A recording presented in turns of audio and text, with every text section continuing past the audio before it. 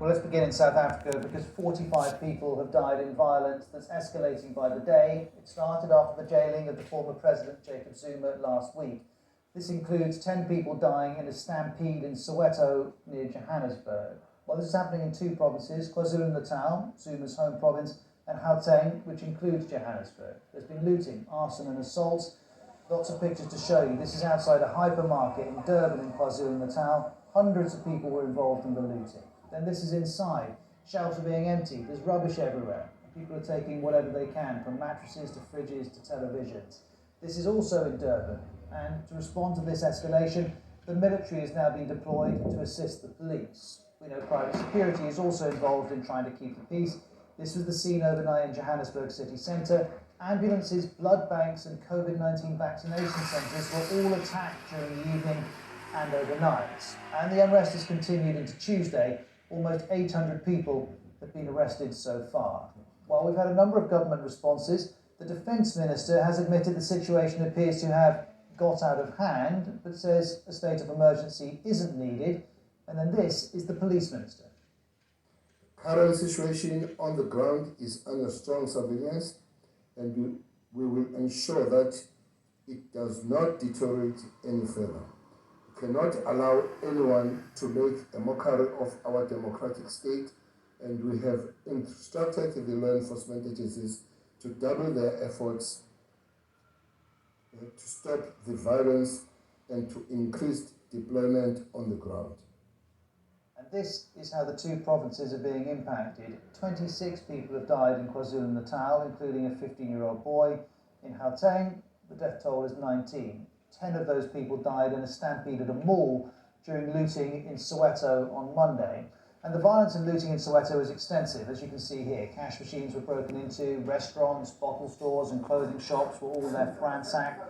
We also have these pictures from Soweto of police arresting suspects. Well, South Africa's president, Cyril Ramaphosa, is calling this some of the worst violence in the country since the early 90s, so before the end of the racist system of apartheid. And he gave this warning. What we are witnessing now are opportunistic acts of criminality, with groups of people instigating chaos merely as a cover for looting and theft. There is no grievance nor any political cause that can justify the violence and the destruction that we have seen in parts of KwaZulu-Natal and Gauteng.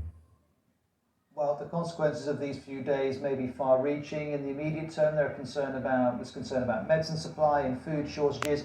Have a look at these huge queues outside a supermarket in Durban. Next, let's hear the concerns of the UN. The Secretary General urges protesters to demonstrate peacefully and to refrain from violence, while respecting national and local measures to curb the spread of the COVID-19 pandemic. Now, all of this followed the jailing of Jacob Zuma. He handed himself into authorities before midnight on Wednesday, just before a court deadline expired.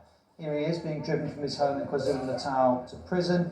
He'd been sentenced to 15 months for contempt of court. That was after he refused an order to answer corruption allegations that he denies. Well, that may have been the catalyst. Some analysts believe anger over unemployment and poverty are the real reasons this is happening. South Africa's unemployment rate is among the highest in the world. Here are the statistics.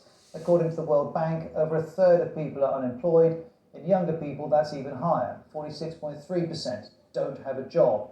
And The Economist magazine has published this analysis saying gaping inequality means the minority enjoys a rich world standard of living while most people struggle to get by.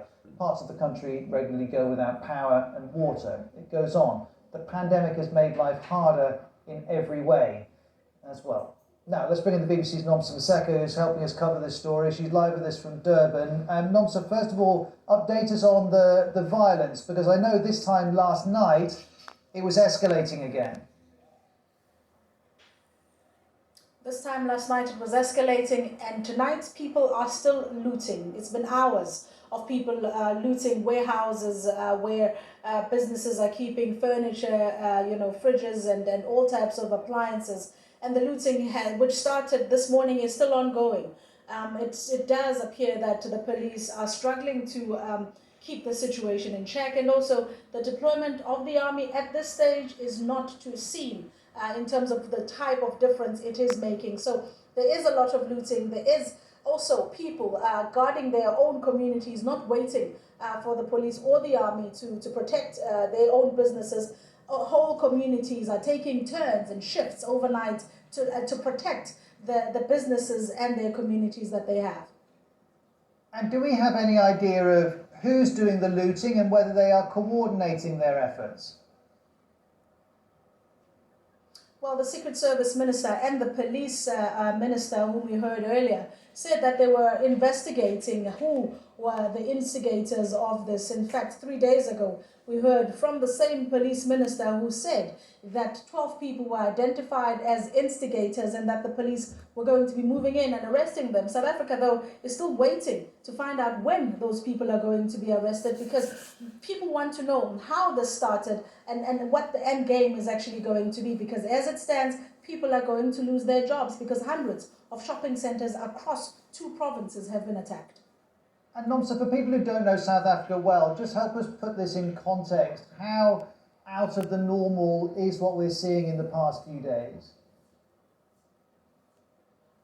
Well, the last time the army was deployed in South Africa because of instability was back in 2008 during the xenophobic attacks, which saw more than 50 people dying in just over 3 weeks, when South Africans accused the foreign nationals of taking jobs, and South Africans then retaliated and tried to drive foreigners out of the country, and that led to quite a significant number of deaths. And that was the last time here in South Africa the army was deployed. So the army being deployed this time around is also something that we have been seeing, but it was hoped that last night, when President Cyril Ramaphosa addressed the country, he was going to declare a state of emergency, which was obviously going to change the rules in terms of, take away the human rights of people and make sure that people are staying at home to ensure that this kind of violence does not escalate. But as things stand, it looks like it's all going out of control. Nomsa, live with us from Durban. Thank you very much.